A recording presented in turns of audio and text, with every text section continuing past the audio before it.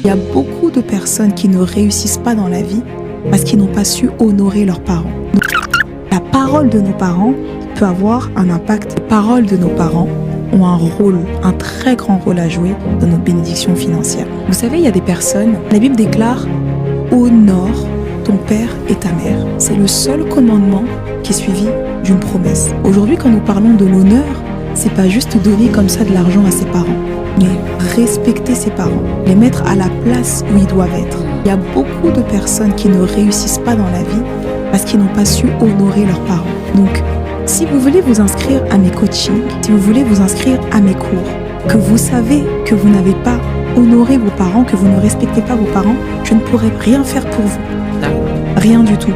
Parce que c'est une loi universelle. Ce n'est pas que biblique. Ce n'est pas que dans la Bible, ce n'est pas que dans le Coran, ce n'est pas que dans la Torah, mais c'est une loi qui est universelle.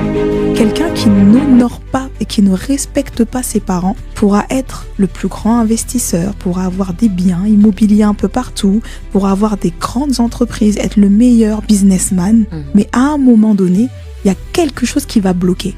Parce que le monde spirituel aura enregistré que cette personne-là, il y a quelques années, a manqué de respect à ses parents. Et vous savez, parfois un parent, un père, une mère dans la colère peut libérer des paroles dans l'atmosphère et ça te bloque quelque part. Donc tu vas voir qu'à un moment, tu seras bloqué dans ton ascension.